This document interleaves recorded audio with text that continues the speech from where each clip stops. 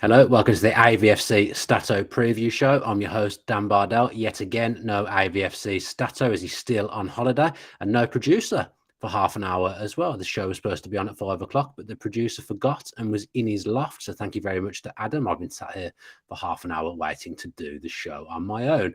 This show is sponsored by Luke Roper. If you want to get 20% off everything Luke have to offer, then use the code TVV20. We're going to start, as ever, with a couple of Aston Villa stats. And the first one is a good omen, which is good. Aston Villa have scored in all 11 of their Premier League games under Unai Emery, having failed to score in 6 of their 13 games before his arrival this season. Now, we've talked about Unai Emery affecting a lot of things since he's come in.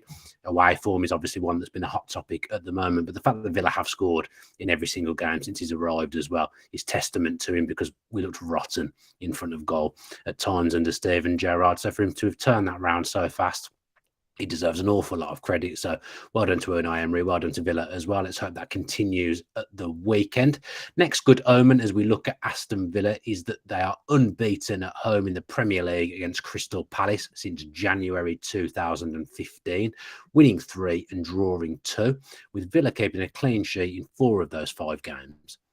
Villa have only lost once at home to Crystal Palace in Premier League history, losing 1-0 in December 2013. I remember that well, a cold day, rubbish game under Paul Lambert and Dwight Gale.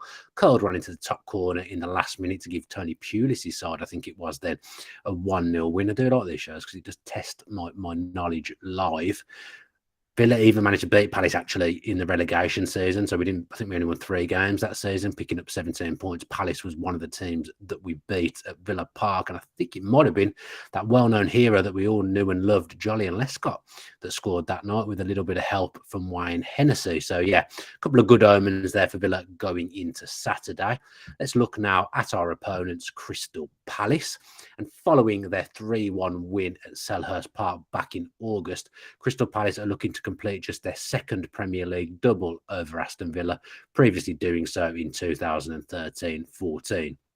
So yeah, that was the season that I mentioned previously, but obviously beat us twice that season. I think that season may well have been Jason Punchin scoring in a 1-0 win, and again another horrible game. We've had some bad managers and some bad times, haven't we? But that season was pretty miserable as well under Paul Lambert. From what I remember, we managed to pull ourselves into relegation danger when Palace had been in relegation zone all season. I think they may have stayed up more comfortably than us in the end with Tony Pulis at the helm. So yeah, Villa have had some bad seasons, haven't they, and some bad managers.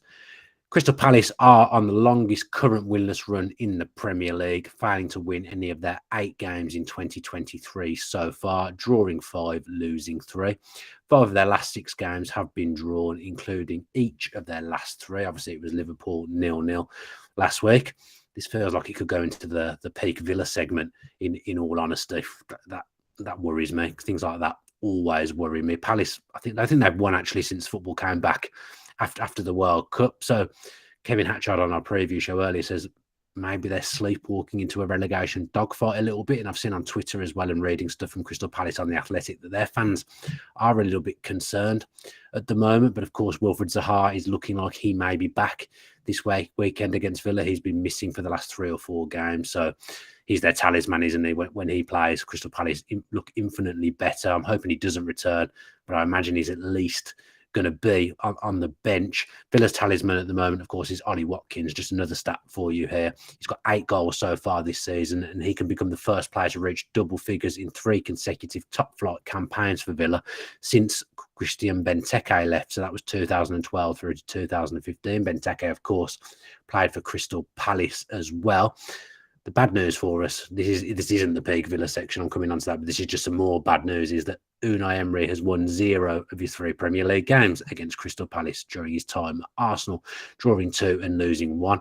He's only faced Liverpool and Wolves. Let me read that again. He's only faced Liverpool and Wolves more often without winning in the competition. He's played them 4 times, but obviously he's already faced them as Villa manager and not beat them. So that plays a part in that little stat there. Let's finish as ever with the peak Villa section. Crystal Palace have won more Premier League games against Aston Villa than they have against any team in their history in the competition. This feels like normality To be honest, we could be playing anyone this week.